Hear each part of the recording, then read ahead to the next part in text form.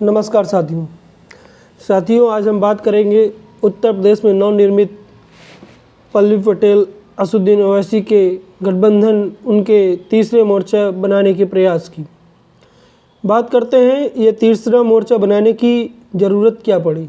साथियों, असदुद्दीन ओवैसी द्वारा उत्तर प्रदेश में इंडिया अलायंस के चीफ और समाजवादी पार्टी जो कि उत्तर प्रदेश में मुख्य विपक्षी दल है उसको उनसे असदुद्दीन ओवैसी द्वारा 5 सीटों की मांग की गई। लोकसभा की 5 सीटों की मांग की गई, जिसको अखिलेश यादव ने सिरे से खारिज कर दिया।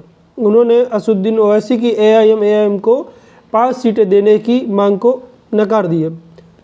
उसके बाद बहन पल्लवी पटेल द्वारा भी उत्तर प्रदेश में अखिलेश यादव की समाजवादी पार्टी से 3 सीटों की मांग की गई, जिसको भी अखिलेश यादव ने नकार दिया।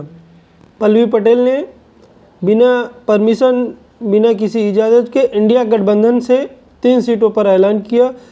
मिर्ज़ापुर, फूलपुर और कौशाम्बी 3 लोकसभा सीटों पर इन्होंने प्रत्याशियों को ऐलान किया, जिसके बाद अखिलेश यादव ने बयान देते हुए कहा कि अपने दल का अमेरावादी से हमारा 2022 का गठबंधन था, लोकसभा चुनाव 2024 में हमारा कोई गठबंधन नहीं है, जिससे कि अखिलेश यादव और पल्लवी पटेल का गठबंधन टूट गया। उनकी बातें नहीं मानी गई।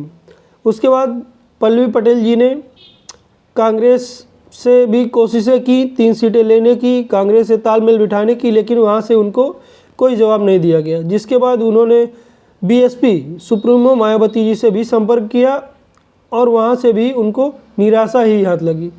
उसके बाद उत्तर प्रदेश में ज़मीन तलाशने अपनी राजनीतिक विरासत को बढ़ाने के लिए उन्होंने असदुद्दीन ओवैसी जी से एआईएम चीफ से मुलाकात की और तीसरा मोर्चा बनाने के विकल्प के बारे में सोचा। उन्होंने 4 पार्टियों को मिलाकर तीसरे मोर्चे का गठन किया, जिसमें 4 पार्टियां हैं। एआईएम असदुद्दीन ओवैसी की पार्टी, दूसरी पार्टी है बहन पल्लवी पटेल की अपना दल का अमेरावादी, तीसरी प्रेमचंद बिंद की मानव समाज पार्टी और बाबूराम पाल की राष्ट्रीय उदय पार्टी। इन 4 पार्टियों को मिलाकर इन्होंने तीसरे मोर्चे का गठन किया और इन्होंने तीसरे मोर्चे के गठन में इन्होंने अखिलेश यादव के नारे के विपरीत एक नारा दिया। जो अखिलेश यादव इस समय उत्तर प्रदेश में एक स्ट्रेटजी लेकर चल रहे हैं, पीडीए की स्ट्रेटजी, उसके विपरीत इन्होंने उसको मुकाबला करने के लिए इन्होंने अखिलेश यादव और इंडिया गठबंधन को नुकसान पहुंचाने के हेतु इन्होंने पीडीएम का नारा दिया, पिछड़ा दलित मुस्लिम। क्या ये पिछड़ा दलित मुस्लिम क्या पीडीए को नुकसान पहुंचा पाएगा?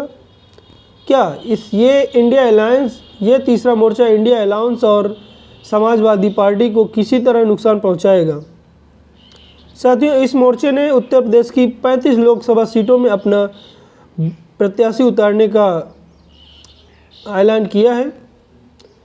तो मुख्यतः समाजवादी पार्टी उत्तर प्रदेश में मुख्य विपक्षी दल है और इस समय इंडिया अलायंस की मुख्य लीडर है उत्तर प्रदेश में।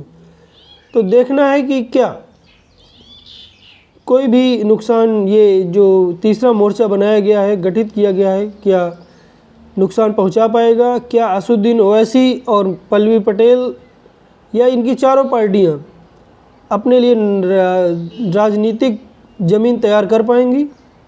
धन्यवाद दोस्तों।